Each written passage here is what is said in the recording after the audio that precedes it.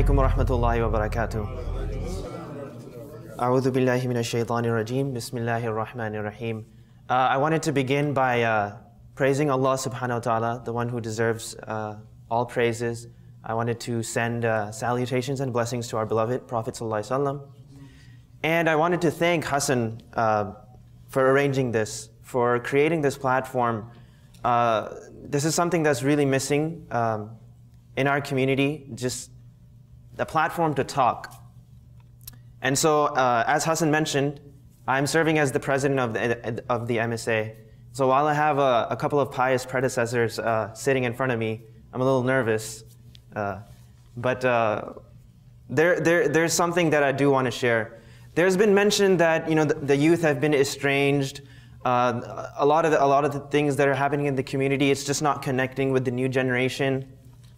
And I wanted to just sort of voice the opinion that there are youth, there are young people in the community that have been inspired, that have had the work that's been done.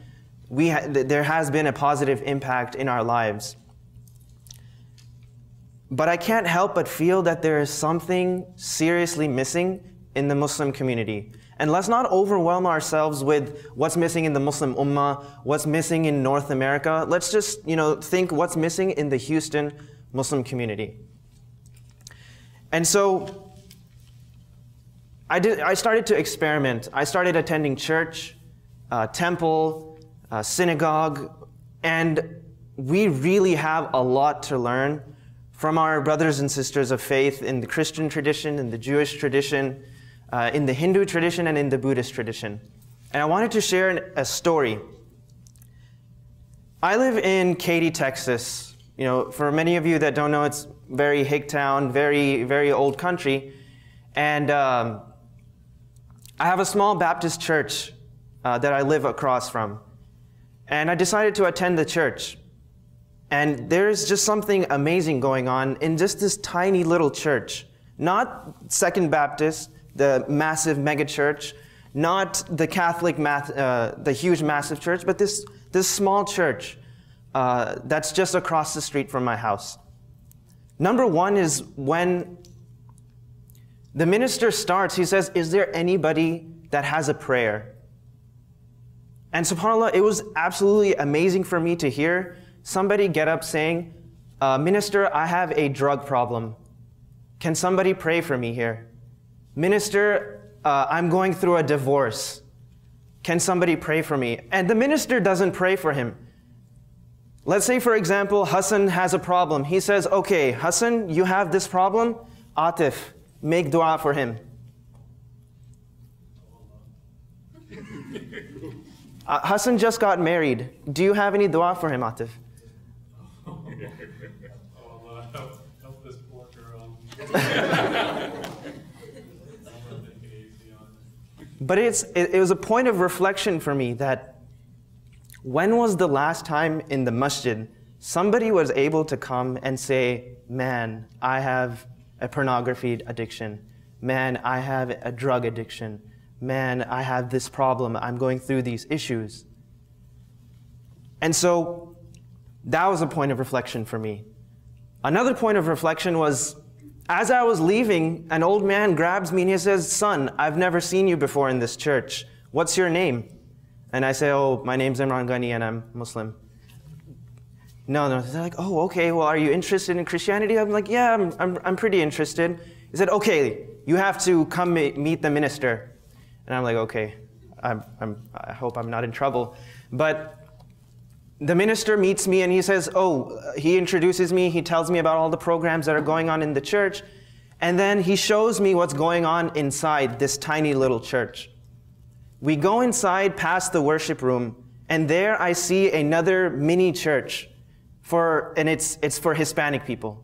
There's a sermon going on just for Hispanic people.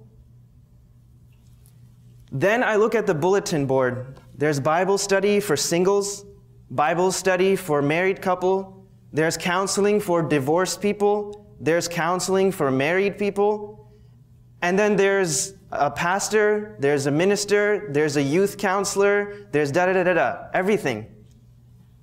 And again, let's go back to the idea that this is a small Baptist church, not the huge, I don't even know what's going on at those massive mega churches.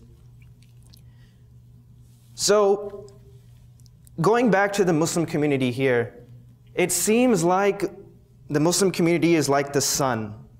There's rays being shot everywhere, and while it benefits, a small part of our solar system, it's very insignificant to the entire universe Muslim community. What we want to be like is more like a laser. Whatever, channel all those rays, and whatever direction we point ourselves, we make a significant impact, whether it may be just a tiny little masjid. It can change people's lives. And so as a case study, what we are doing in the MSA in regards to succession planning and strategic thinking, we are starting with the question is, where does the MSA want to be 10 years from today? Where does the MSA want to be in 5 years from today? So one thing we've done for elections is every year, like when I became the president, all the officers are burnt out and they're like, here's the MSA, we're done. And every year this happens and we start from scratch and we start from scratch. And there's a lot of inconsistency in the MSA, and I can sort of say that with a lot of the organizations here in Houston. There's a new leadership team that comes on, they have no experience, and there's there's one very liberal year and very conservative year, and so there's no sense of consistency. So one thing we're doing with elections, instead of having elections in May, we're having elections in March. And when the new team comes on board, we slowly train them, we teach them the ropes, we give them the mentorship that they need, and then come May, we fully inaugurate them, and then we tell them, there you go. Second is, we're creating strategic relationships with the people who have similar goals such as us. And I'm really glad that Umar mentioned, Umar is here because we had great success in establishing a relationship with an outside organization such as Risala. Number one, not only is that helping with the marketing, helping us reach out to different organizations, but when you're a broke like a Joe college student organization like the MSA, it helps us share costs. So instead of having to pay $5,000 on our own, we ended up paying like $2,000. So that was a benefit there.